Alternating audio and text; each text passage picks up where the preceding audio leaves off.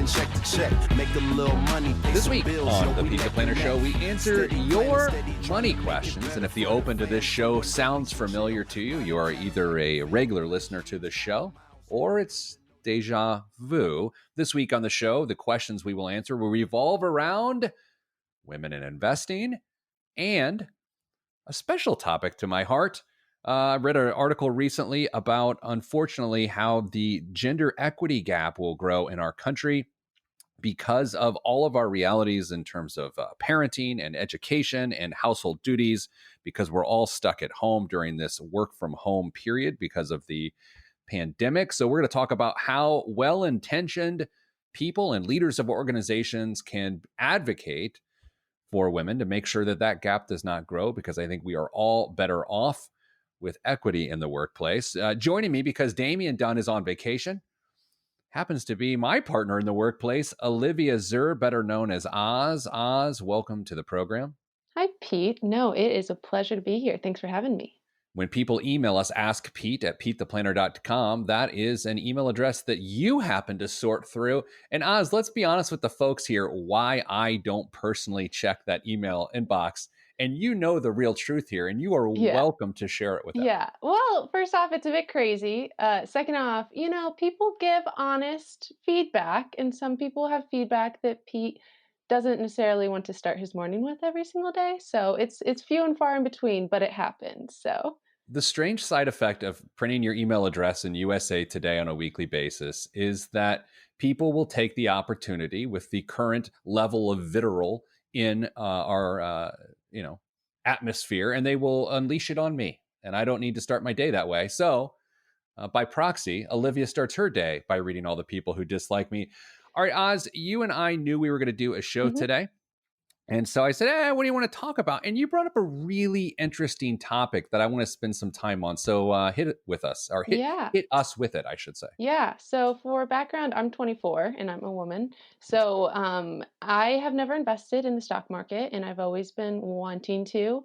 And so when I was kind of brainstorming things that people in their mid-20s might be either thinking about or something that's on their mind financially, I know that the stock market is probably something that lots of 20-year-olds are like, hey, should I be in it? Should I not be in it?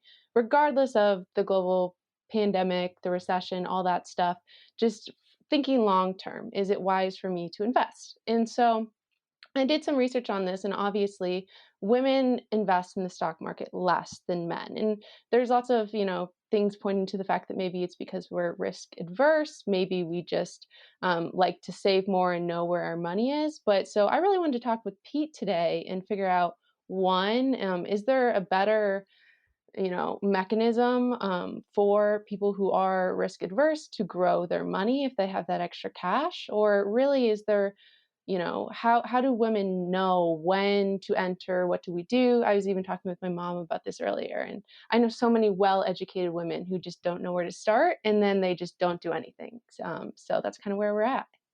I love this topic, and there's been a lot of academic research around this topic. And I believe the one that I tend to reference a lot, I believe it was from UCLA, that says when women do invest, they tend to be better investors than men. And the reason why, sort of the qualitative reason why, Oz, is the same reason women don't invest in the first place. And it's this. When women typically don't know what to do, and this is, again, a qualitative analysis of this, they tend to not do anything. Mm-hmm. They don't just guess. And men, sort of the aggressive personality traits of men is when they don't know what to do, they just assume they know what to do. Right.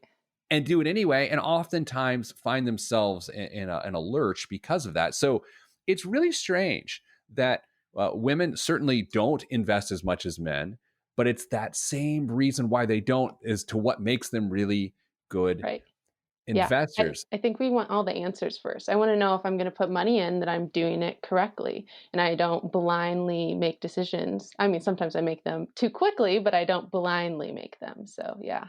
Now, I don't have the data to support this next assertion, but at least I admitted it. I would guess that men tend to gamble in terms of Vegas and online gambling and sports gambling more than when women gamble. Would you agree with that assertion? I would assume so, yes. I personally am not a gambler. I watched a show last night that included a lot of sports betting, and it caused me anxiety. I just was like, I don't know about this. And it's even legal now, but it's still something that you probably won't see me in Las Vegas soon, people. That's all I have to say.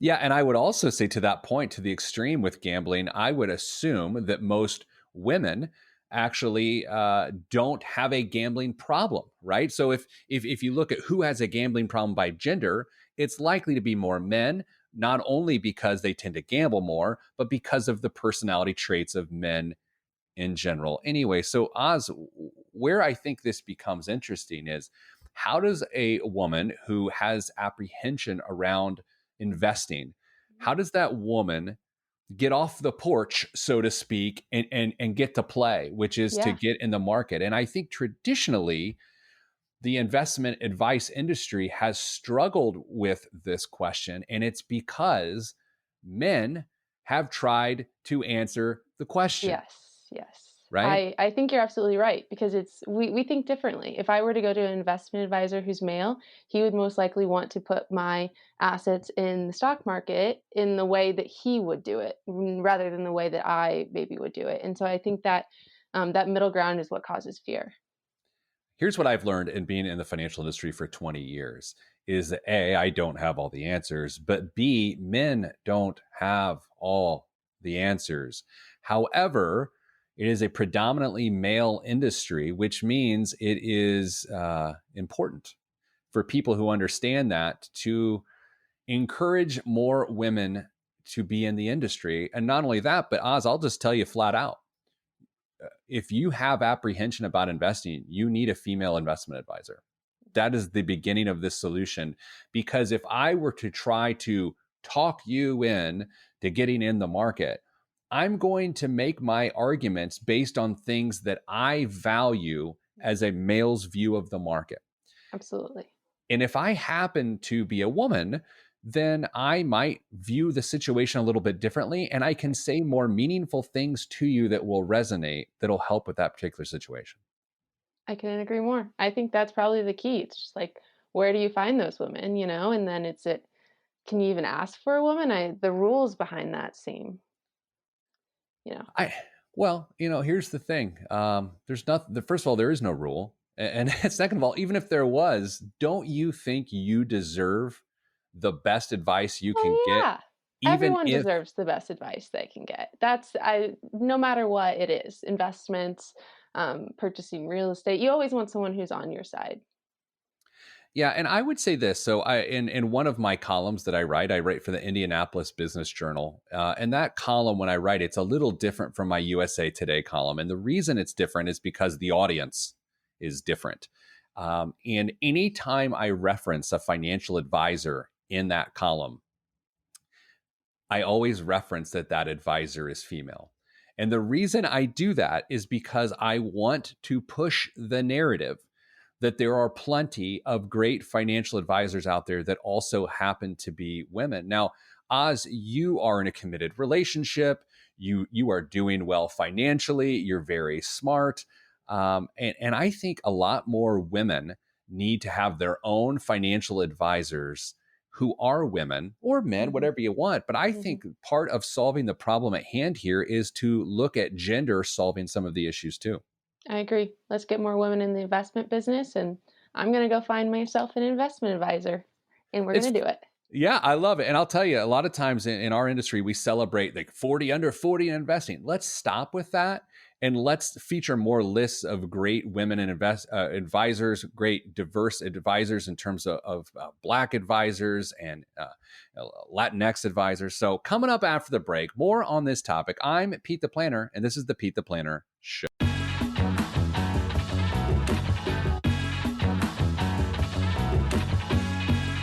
Back on the Pete the Planner Show. Oh, it's just me. If you've listened to this show for how long has this show been on? 12 years.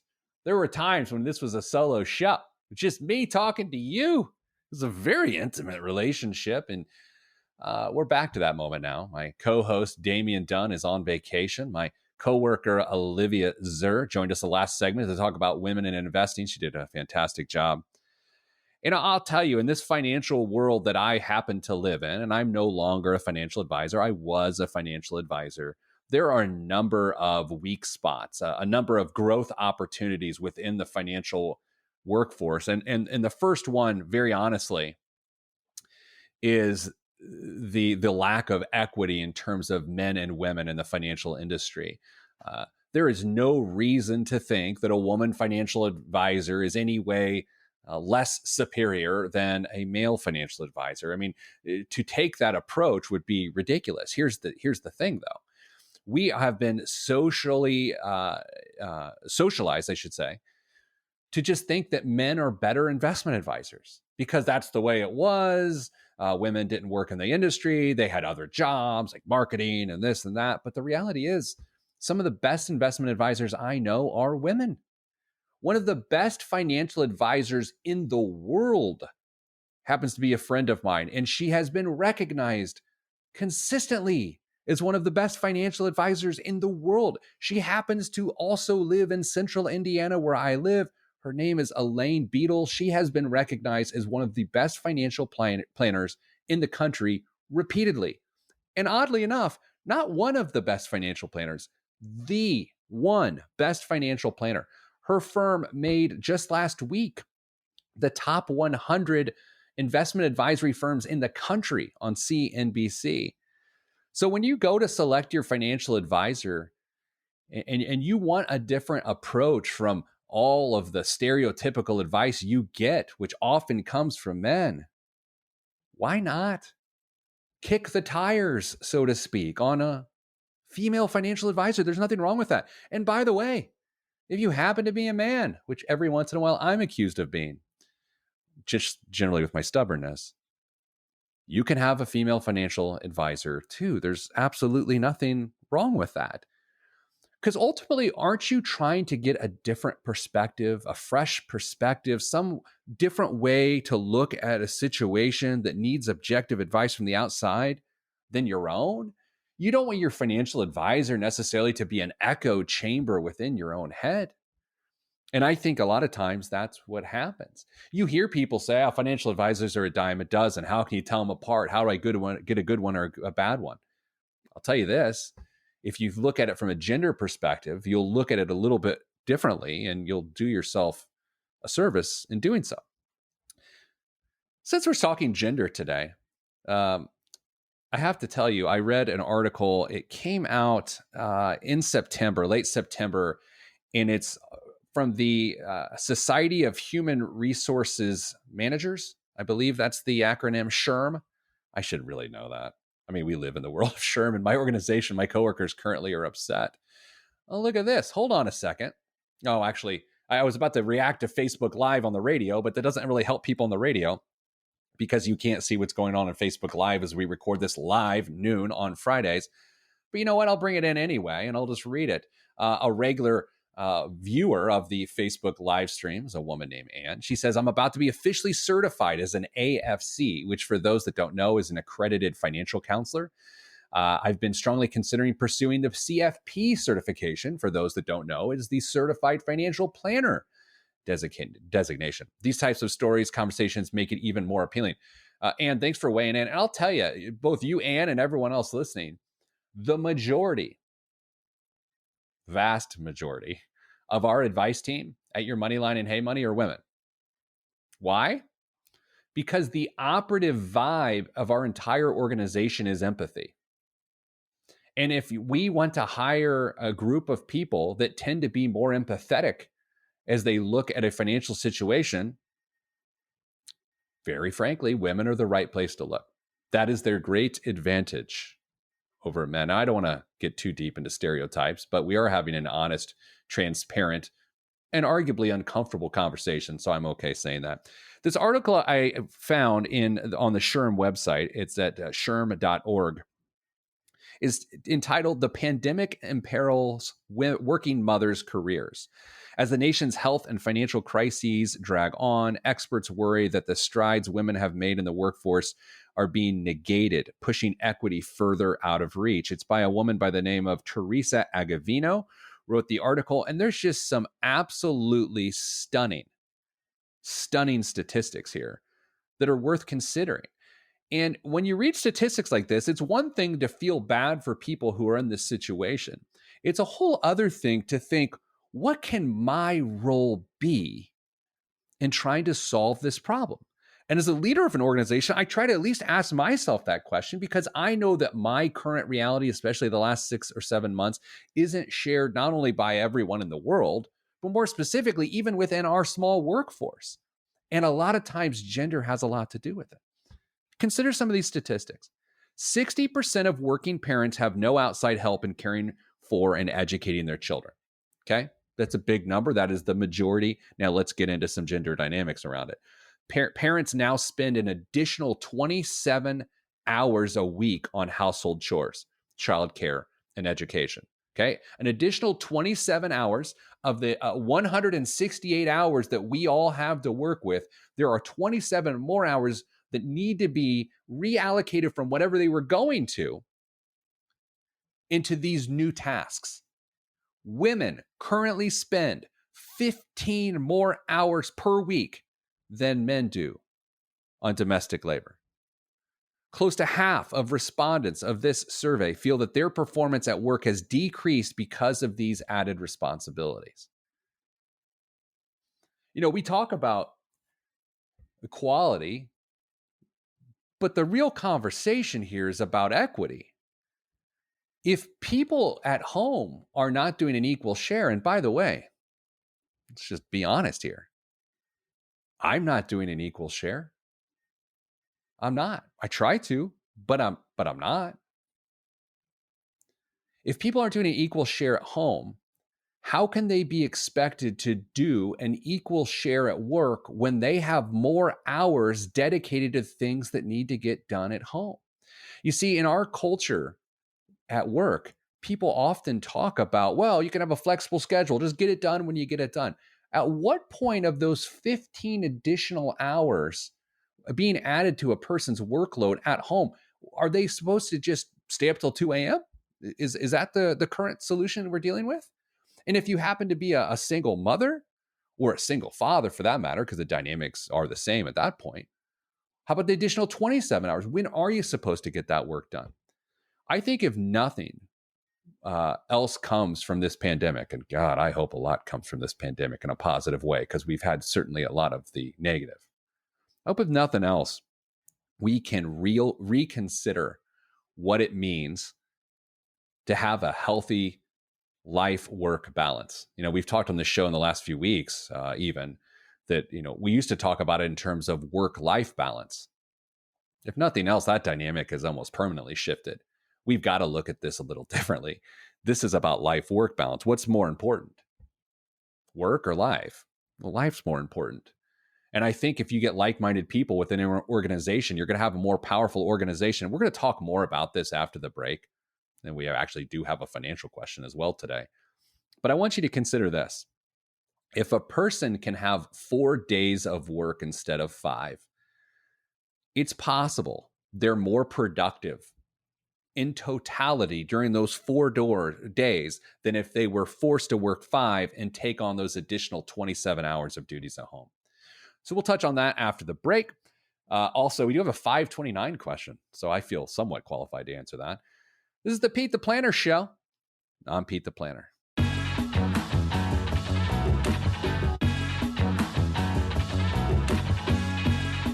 We're back on the Pete the Planner Show. A little different show for you this week.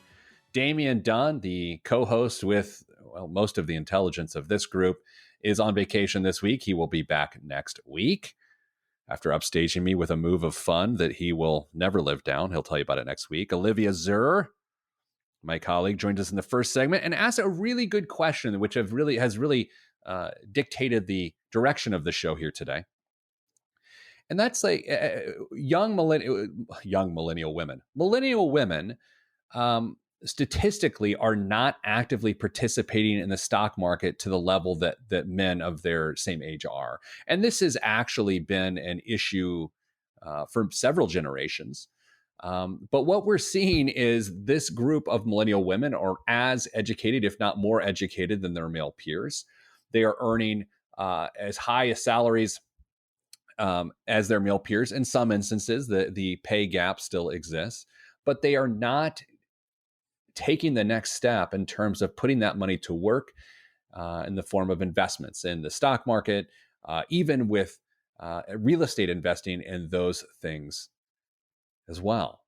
So then that turned into a conversation about gender in the workplace and how this pandemic has really set women back because of duties at home.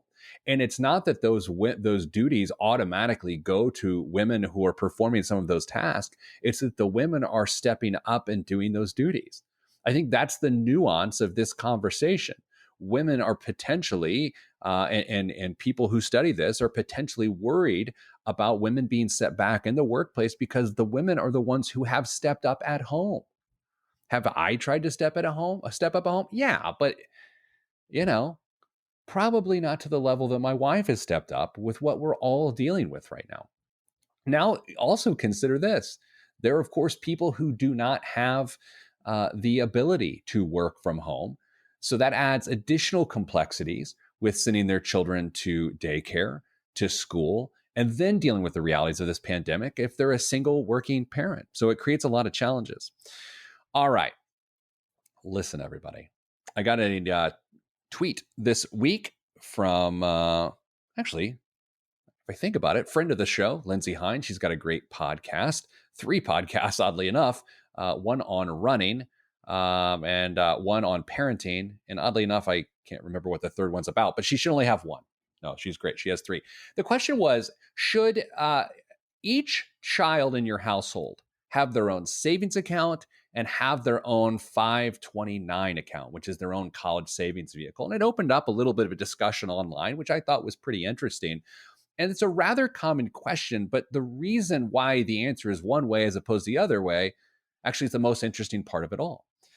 So, and I'm going to talk about the state of Indiana because I happen to live in the state of Indiana. And if I'm going to talk about 529 plans, I want to talk about Indiana's 529 plan, not because they compensate me to talk about their 529 plan, although they do in commercials, but because I just happen to understand it best. Okay, so in the state of Indiana, if you put $5,000 a year as a household into a 529 plan or a series of 529 plans, but it's $5,000 in aggregate, you get $1,000 in the form of a state tax credit or a 20% state tax credit, depending on whatever you put on, but it caps at $5,000. Okay. So what some parents do is they hear that there's a $5,000 cap and they say, well, I'll just put it all in one count. It'll be for Billy. He's the oldest, and Sally, she's the youngest. But you know what? It's for both of them. We just have one account because you only get the one tax credit. And so we'll just use it for Billy, and then we'll split it off, and Sally will get some of it too when she goes to school a couple years later. So in theory, that kind of works, right? Because from a tax credit standpoint, you've maxed out the tax credit. So from a tax standpoint, it just doesn't matter whether you have one or two accounts. However, from a practical standpoint, when you get to Billy getting to school and Sally going to school, it gets rather complex. And here's why. Let's say Billy isn't going to go to a cheap school. Billy goes to a private school that's very expensive, doesn't get a lot of scholarship money because he's terrible at soccer. And so in order to make the economics of the plan work, you draw a disproportionate amount of the funds for the 529 for Billy's education. And because practically, here's what I know, when parents are making those tough financial decisions around college in the moment, when a kid gets into their dream school and they're fighting and scrapping to find any way they can possibly pay for it, what they often do, even if they've mentally allocated a portion of the money to another sibling, they will take a disproportionate amount of that funding and put it towards the first student going to school. So in turn, what I'm telling you is Sally gets the short end of the stick, right? Because Billy is going to require more of that money. And so then they spend it and they often say, well, we'll figure out what to do with Sally later. And they don't. And it just ends up not being fair to Sally. This is why I absolutely recommend that every child has their own college savings plan. Yes, you can have one plan and use it for the whole family. I'm just telling you, if we're trying to be practical here, and as a parent, you try your best to be fair, even when you try to teach your kids that there's no such thing as fair, you should have separate accounts. Not only that, but because you're better able to equalize them along the way. For instance, in our household, we have one child who's 3 years younger than the other child in our household. And so we can do the math, which I enjoy doing in spreadsheets, as you might imagine, as to at what pace is this child on versus what pace is this child on in terms of trying to hit our college savings goals. Now, let's say this. Let's say you get to your first child and you don't end up using their whole 529 plan because they get a scholarship. Now, here's the interesting part. I have a sister who is 3 years older than me who went on a full ride scholarship to as an athlete at a Division I school. Obviously, you can see me. I needed all the financial assistance I could get because A, I wasn't going to get an academic scholarship. B, wasn't going to get an athletic scholarship. And C, there weren't any broadcasting scholarships. So my parents had to end up spending more on my college education than my sister's, even though my sister was the firstborn, right? So it's very important to have separate accounts for that reason. Another reason, let's say you've got a family member or a friend who likes to give gifts to your kids. That's still a thing. And maybe they want to give a cash gift or some sort of monetary gift. You can give them the gift code for the child's account and it has more meaning to it, right? If it's Sally's birthday, but they have to deposit a gift into an account that has Billy's name on it, it sort of takes away a little bit of the meaning and the well-intentioned generosity of making a deposit in the kid's account. So yes, I like separate 529 accounts. On top of that, let's go ahead and take a moment to talk about banking. I think your kids should have their own bank account. Now, it is worth noting, I have some weird views on banking, and I'll share them with you, and I don't expect you to adopt them, but they're really weird. For instance, all my coworkers and close friends love to mock me because I still pay my mortgage in person at the bank every single month. Why? Because when I was a kid and my mom used to take me to the bank in Speedway, Indiana, it was my favorite thing to do because I loved just the dynamics of walking into a bank, making a deposit, making a withdrawal. It felt really tangible to me. And there's something about that relationship that I enjoy the physical dynamic of it. So I still go pay my mortgage. And it's so I can get this little yellow piece of paper that tells me my mortgage balance at the end of each month and based on what my payment was that month. So I that's weird. I know. Right? So I really like that. But it's also why I want your kid to have their own separate bank account so they can begin to have that relationship. They can know that money is in the bank for them. And they know if they make money at their lemonade stand, they could go down to the bank and deposit it. I think it just paints a really good picture, especially in a time in which most people's digital thoughts, there you go, monetary thoughts tend to be digital. Coming up after the break, the biggest waste of money of the week and current events. I'm Pete the Planner. This is the show.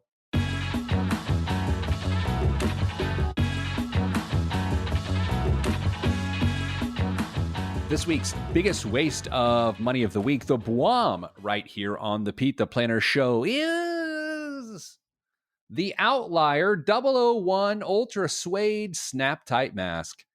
Face coverings aren't going anywhere anytime soon, and companies have begun to develop the perfect one. Outlier may have hit the nail on the head with their 001.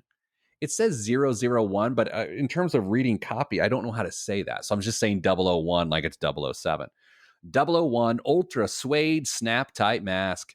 The bandana-style mask is lined with a super soft ultra suede on the inside for a comfortable surface on the skin, while an injected linen shell creates a breathable barrier on the exterior. Am I the only one that appreciates the phrase breathable barrier on the exterior? There's also an internal pocket for filters and a nose bridge to keep it in place.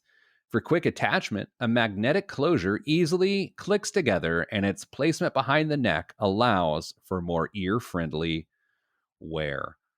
All right, so that's pretty intense. There's suede involved. There's several layers. It's bandana style. $75. That seems like a lot. I have two masks that I wear. I wear a Pacers mask, go blue and gold. A Pacers mask that I think was like $6. And I have a Paisley mask, which surprises no one, from Old Navy. I don't know how much it was. Probably $5, right? $75 for a mask seems like an exorbitant amount. You know, on this show, we love to talk about the Robinhood website. Robinhood, of course, is day trading for people who want to day trade. And so I guess what you need to understand here is that Robinhood continues to stay in the news for really strange reasons. For instance, it took Soraya Bagheri a day to learn that 450 shares of Moderna had been liquidated in her Robinhood account and that $10,000 in withdrawals were pending. But after alerting the online brokerage to what she believed was a theft in progress, she received a frustrating email. The firm wrote it would investigate and respond within a few weeks. Now all her money is gone.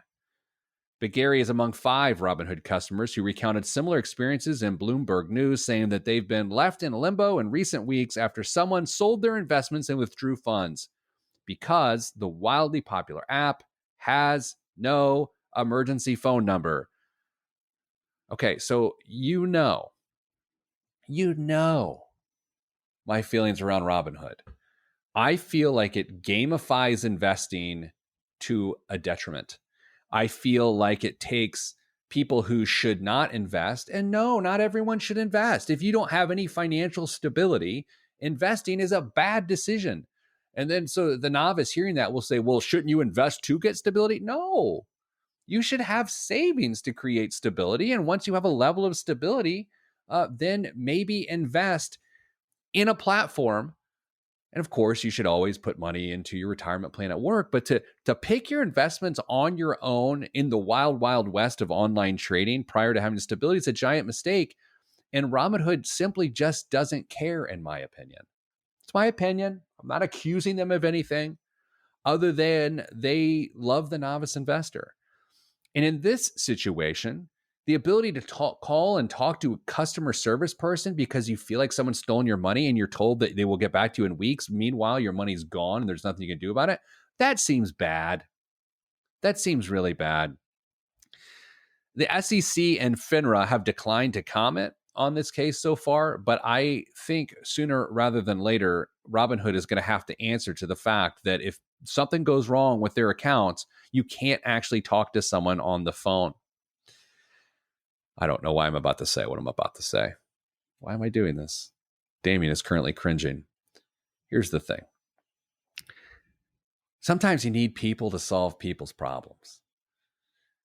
Artificial intelligence, bots, all of those things don't solve people's problems. Why am I saying this? Well, it just happens to be one of my organization's biggest competitors just announced a large artificial intelligence component to financial advice that solves people's problems with a computer. Here's what I know. Money's not about math. It's about behavior. It's about understanding really troubling dynamics of a situation, putting the puzzle together, making some chess moves, not checker moves, and then seeing it through with accountability. I'm telling you, that can't happen with artificial intelligence. The future of money isn't computers. It's relationships. And that's okay. Walmart divides Black Friday deals into 3 separate events that kick off online. Walmart said on Wednesday of this past week that it will have in-store Black Friday sales, but it's breaking them up into 3 different sales events. The big box retailer is taking safety precautions such as having employees distribute sanitized shopping carts and limiting the number of customers inside the store. Scott McCall, Executive Vice President and Chief Merchandising Officer for Walmart US, said the company wants to deliver on low prices, convenience, and safety, no matter how customers choose to shop. Again, I think you're going to start seeing more and more stores make decisions like that because of not only the practicality of not getting their stores flooded with people during a pandemic, but more importantly, they have to show that they're nimble enough to care about the concerns, the health concerns of other people. Now, if there was any story that hit the news this week that hit me in what was a very predictable way, but still a very upsetting way, it was the news that Social Security cost of living adjustment for 2021 will be 1.3%. Here's what this means. Every year, if you happen to receive Social Security income as a retiree, you receive what's called a COLA, or a cost of living adjustment. That increase typically accounts for what's happening with inflation and the cost of living. And as you might know, we're in a recession and a pandemic and a bunch of other things. The increase this year is 1.3%. The average cost of living adjustment since 2010 has been 1.4%. So it's slightly below that. It is in line with previous estimates from the Senior Citizens League of America. You know, it's hard to hear the word league without thinking of the Justice League. And I just wonder if the Justice League and the Senior Citizens League got into like an all-out Royal Rumble. I mean, you got people throwing walkers. It's getting pretty dangerous.